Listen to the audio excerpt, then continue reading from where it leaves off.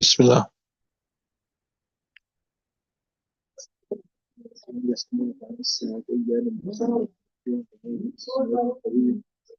هذا النبي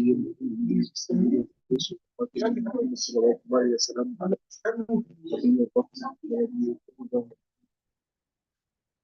والعقاب والمكر والحاجة الذي تحكي الناس على قدميه مع قوله فيها ثبت عنه في الصحيح من حديث أنس وسهل بن سعد رضي الله عنه.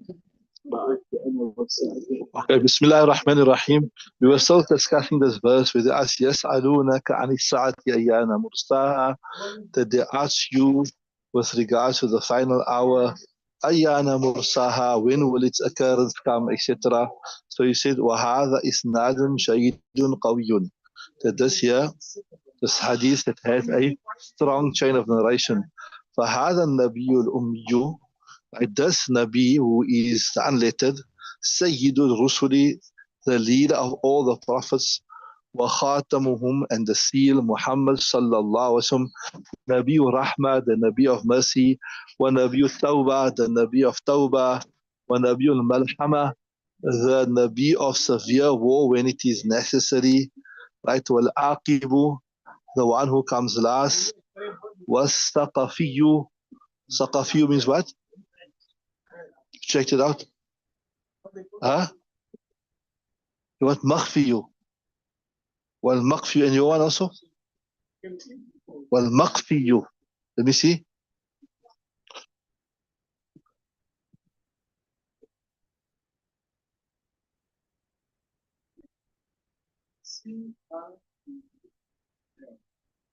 Also, al muqaffa means also qaffa means one who comes afterwards. What you got in your kitab there? What? Al muqaffa. Right, okay. The one who comes last. Wal hashiru, and hashir, what does hashir means? Alladhi tuhsharu nasu ala qadamayhi, the one who the people will be gathered at his feet. Ma'a qawlihi, right, with the statement فيما ثبت عنه, in what it has been established and from him, في الصحيح, in the Sahih, من حديث أنس, from the hadith of Anas, وسهل بن سعد, and وسهل بن سعد رضي الله تعالى عنه, بعثت أنا والساعة كهاتين, I have been sent, right, والساعة, right, and the final hour is like this. And there's a difference between my appearance and the final hour. So to us, it seems like a long time, 1,400 years. But if you look at the overall picture of from the time man came into the dunya, then the difference between the time of Nabi sallallahu alaihi wasallam and the difference between the final hour is very, very little. You understand what I'm saying? You understood the point I'm saying? You say, but Nabi sallallahu alaihi wasallam came, it's already 1,415 years, and Qiyamah didn't come as yet. If you look at it like that alone, it seems like it's a long time. But if you look at the overall time of man in this dunya, from the time he came, then it is a very, very close, right? Carry on. Yeah, وَقَرَنَ بَيْنَ إِصْبَعِ السَّبَّابَةِ وَالَّتِي تَلَاهَا. There is some like carrot between his index finger and the one next to it, like this, like it's so close, right?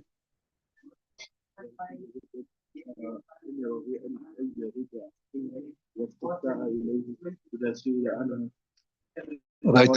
وَمَعَ هَذَا.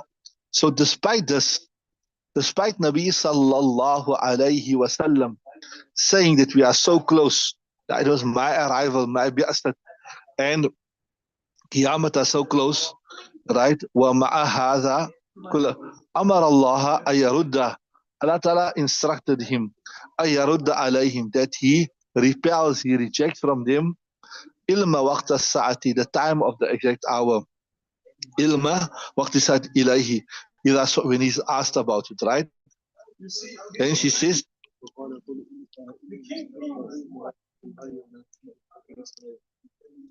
that's why he said that his knowledge is only by Allah subhanahu wa ta'ala. Its knowledge is only by Allah ta'ala. So, despite it being so close, he still says his knowledge is only by Allah subhanahu wa ta'ala. Right. So that brings us to the end of this verse, alhamdulillah.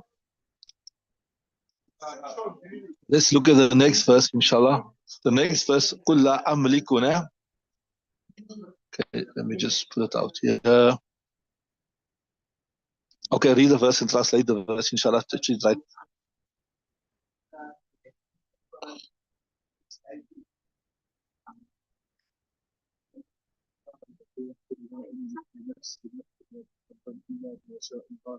ولو كنت أعلم الغيب لاستكثرت من الخير وما مسني السوء إن أنا إلا نذير وبشير. Okay, what does this verse mean? Who can tell me? Even the online people, they can try to tell us. Just looking at the translation of the verse, what does it mean? I give you a moment to think. بسم الله الرحمن الرحيم قل لا أملك لنفسي نفعا ولا ضرا إلا ما شاء الله ولو كنت أعلم الغيب لاستكثرت من الخير وما مسني السوء إن أنا إلا نذير وبشير لقوم يؤمنون. Say, I do not possess, I'm not able for myself to bring any good or bad except what Allah Ta'ala wishes. And ولو كنت, if I knew the unseen, I'll accumulate for myself a lot of good, and no difficulty would afflict me. I'm only a clear warner and a bearer of good tidings for people who believe. Who can tell me what they're saying there? Think about it a minute. Tell me what they're saying there.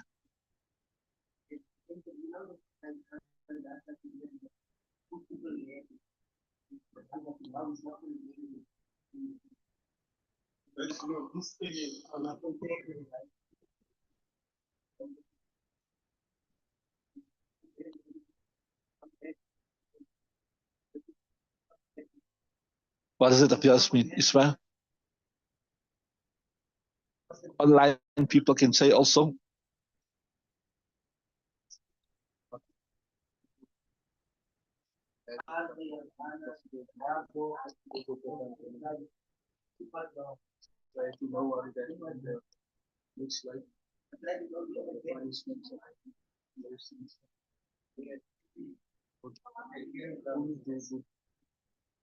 What you said means is part of it is right, part is incorrect.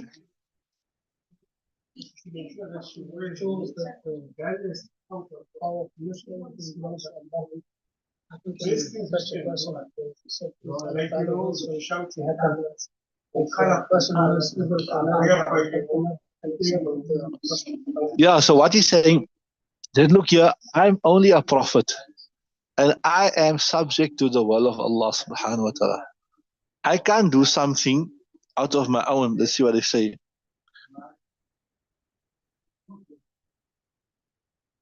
Yeah, correct.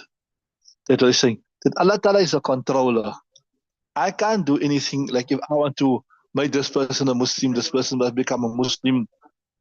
If I want this person must be cured from his illness, he must be cured from his illness. If I want to control the end result of something, I can control it. No. That is the work of Allah subhanahu wa ta'ala. That is the work of Allah subhanahu wa ta'ala. My actions, my abilities is subject to the will of Allah subhanahu wa ta'ala. Right? I do not كُلَّ أَمْلِكُ لِنَفْسِي نَفْعًا. I can't just wish for myself good, it will come. وَلَا ضَرًّا, or if some bad is destined for me, I got the ability to remove it. إِلَّا مَا شَاءَ اللَّهُ, except what Allah Ta'ala wish. وَلَوْ كُنْتُ, and I don't know I don't have absolute knowledge of the unseen. Yes, Allah Ta'ala did give me some knowledge of the unseen, but not absolute knowledge of the unseen, right? وَلَوْ كُنْتُ أَعْلَمُ الْغَيْبِ, if I knew absolute knowledge that tomorrow this is going to happen, that's going to happen, I could use that knowledge to accumulate things of the dunya, but I don't know that. وَلَوْ كُنْتُ أَعْلَمُ الْغَيْبَ لَاسْتَكْثَرْتُ مِنَ الْخَيْرِ, right? And وَمَا مَسَّنِيَ السُّوءُ, and no difficulty would afflict me, because if I knew this is not good for me, that is not good for me, I'll avoid it, except that. إِنْ أَنَا إِلَّا نَذِيرُ وَبَشِيرُ, I am not except a warner and a bearer of glad tidings, لِقَوْمِ يُؤْمِنُونَ, for people who believe, right? So, say I have no power to bring a benefit or harm to myself, except what Allah Ta'ala wills. And if I had knowledge of the unseen, I would have accumulated a lot of good. and no evil would have touched me. I'm but a warner and a harbinger of good for people who believe.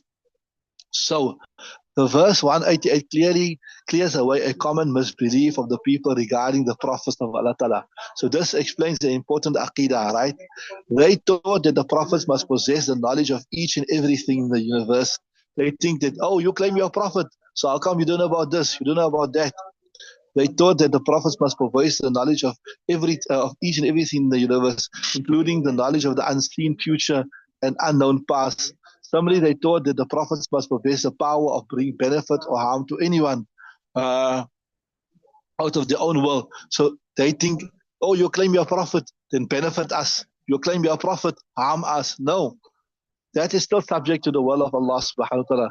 The verse made it clear that the all-encompassing knowledge is an exclusive attribute of Allah Ta'ala which cannot be ascribed to any created being.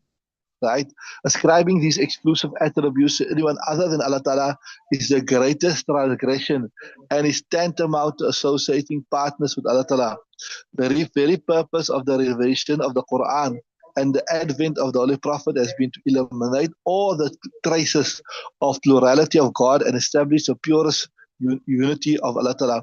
So this is the primary purpose of the Quran, to show that Allah Ta'ala, everything is in the control of Allah Ta'ala. Allah Ta'ala does, nothing happens, nobody can do it without Allah Ta'ala. So the Holy Prophet has been asked to declare that not to speak of others, even if he was unable to harm or benefit himself, and did not possess the knowledge of the unseen. Had he possessed such knowledge, he would have stored all the good things for himself and have saved himself from every possible harm. So if you have the knowledge of the future, you know, don't go there, go here, do this, buy this. In today's day and age, you know the stock market is going to go up, buy the stock, that's right. He could not save himself from the damages and harm that reached him. The incident of the Treaty of Hudaybiyah is evident example when the Prophet and his companions traveled all the way to Makkah to perform the Umrah, but was stopped by the unbelievers of Makkah. Despite all their desired effort, they had to go back to Medina without performing Umrah. Similarly, the Holy Prophet was wounded in the Battle of Uhud, and the Muslims faced temporary defeat, right? Perhaps such events were allowed to happen so that it may be demonstrated in practical terms that the prophets, with due regard to their being closest to Allah Ta'ala and being the best of all human beings, did not possess divine power and encompassing knowledge. They were human like other human beings. The Christians fell prey to the same error. They ascribed the divine attributes of Allah Ta'ala to the Prophet and went astray. So this ummah is being advised not to make the same mistakes that like the Christians made when they saw the miracles of Isa alayhi salam. They went overboard and they ascribed divinity to him. So we mustn't make the same mistake. We must realize that a Nabi is also subject. He's not a creator, but he's a creation. And he's also subject to the will of Allah Ta'ala. The prophets are invested by Allah Ta'ala with as much knowledgeable and power as no other human being has been acquired. Yes, we agree that the prophet is the most knowledgeable, etc., etc., but that Allah Ta'ala has granted him more knowledge than anybody else. But that does not mean he is divine, right? The Holy Prophet was certainly favored with a degree of knowledge which surpassed the knowledge of all other prophets. He informed the Muslims of many things which were to happen in future. All his foretellings were soon to happen exactly as they were foretold. We can say that the Holy Prophet was given the knowledge of a number of unseen things, but in Quranic terminology, this is not termed as absolute knowledge of the unseen. So yes, he didn't. Allah Ta'ala informed him of things. Allah Ta'ala informed him this will happen, that will happen. But he didn't naturally, out of his own, without means, know exactly what will happen. Allah Ta'ala is the one without means. Allah Ta'ala is the one without means. He knew exactly what will happen. Nabi Sallallahu Alaihi Wasallam had the knowledge, but it was through the means of Allah Ta'ala. You understood that? So listen to that again. We can say that the Holy Prophet was given the knowledge of a number of unseen things, right? But in Quranic terminology, this is not termed as the knowledge of the unseen because it came through a means. Therefore, on the basis of this, we're not allowed to call the Prophet Sallallahu Alaihi Wasallam alimul ghaib, because his knowledge had come through the medium of Allah Ta'ala. It's not natural intrinsic quality of knowing everything, like how Allah Ta'ala knows everything, right? So therefore, on the basis of this, we're not allowed to call the Holy Prophet Alim al-Ghaib as knower of the unseen. It's not an other than Allah. The last sentence of the verse is, In ana illa nadhiru wa bashiru liqawmi yu'minun. I am not except a warner and a bearer of glad tidings liqawmi yu'minun, for people who believe. I'm a warner and a harbinger of good for people who believe. That is, he has been assigned the duty of warning the evildoers against the punishment of Allah Ta'ala and give glad tidings of great reward by Allah Ta'ala to those who are righteous. Okay, read the text, inshallah.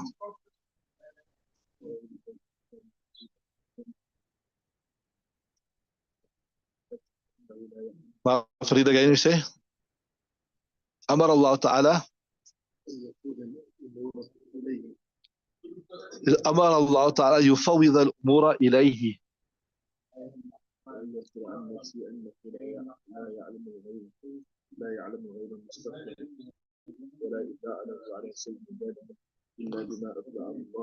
Yeah. Amarahu Allah Ta'ala. Allah Ta'ala has commanded him أو يفوض الأمور, that entrust the matters إليه, to Allah Ta'ala, وأن يخبر عن نفسه, that informed with regard to himself, أنه لا يعلم الغيب المستقبل, that he does not know ولا اطلاع على شيء, and he has no knowledge of anything إلا بما أطلعه الله عليه, except that Allah Ta'ala has informed him, كما قال تعالى, like Allah Ta'ala says, yeah, alimul ghaibi, Allah Ta'ala is the knower of the unseen. فَلَا يُظْهِرُ عَلَى غَيْبِهِ أَحَدًا, and فَلَا يُظْهِرُ, and he does not inform anybody about the unseen things. He keeps it to himself, right?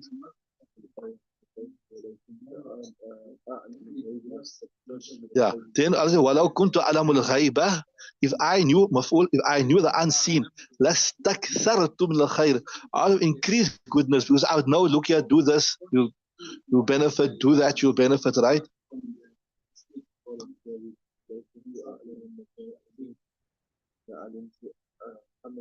Yeah. So as Moosagie says, means like if you know exactly that you're going to die this time and that time, then you will live a life of disobedience. You will become negligent, and then just before you die, now you start changing your life. لو كنت أعلم متى أموت لعملت عملا صالحا. Right? Carry on. Yeah. So this explanation. والأحسن في هذا, with regards to this verse, ما رواه الضحاك. What Dhahak narrates عن ابن عباس, from Ibn Abbas, what he says? Yeah, with regards to this verse, ولو كنت أعلم الغيب لاستكثرت من الخير. If I knew the unseen, لاستكثرت, out of accumulate a lot of good. What? From the wealth, because I know exactly that this is beneficial, this is not beneficial, right?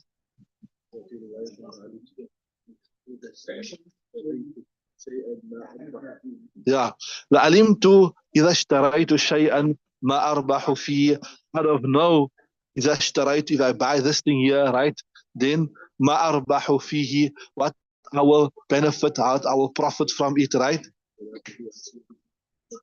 So فلا أبيع شيئا إلا ربحت فيه. I will not sell anything except that I will profit, I will benefit from it, right? ولا يصيبني الفقر, no poverty would have gotten me. وقال ابن جرير says, وقال آخرون, and others say,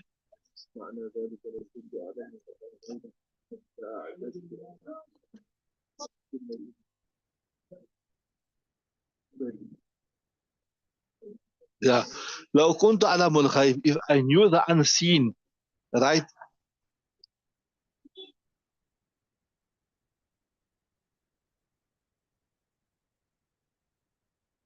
He said, لو كنت أعلم الغيب, if I knew from the unseen, لأعددت, right, للسنة المحمدية من المخمسة.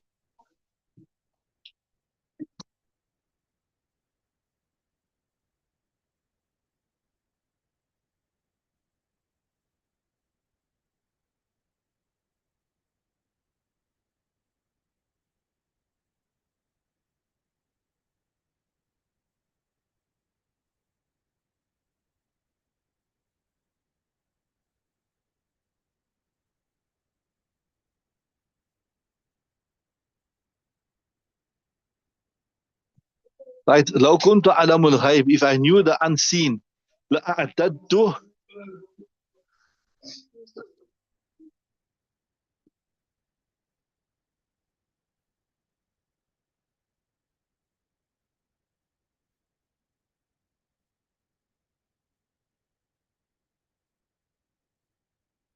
Okay, so he says, لو كنت أعلم الغيب, if I knew the unseen, لأعددت للسنة المجدبة من المخمسة. I would have prepared something for the times of difficulty, from the times of hardship. Carry on. Right. ولوقت الغلاء من الرخص, and for the time of the increase of prices. I could have prepared before. I know the price of this is going to go up. The price of that's going to go up. I can prepare for that. They carry on. Right. Right. فاستعددت له من الرخص. I would have prepared for it, for that difficulty. Right.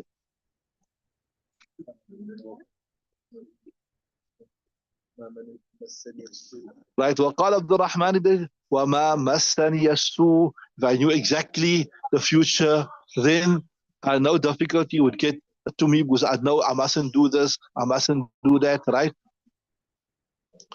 Right. لاجتنبت ما يكون من الشر أن يكون واتقيته. لاجتنبت, I would abstain. ما يكون, whatever will happen from the bad. Right. واتقيته, and I would protect myself from it.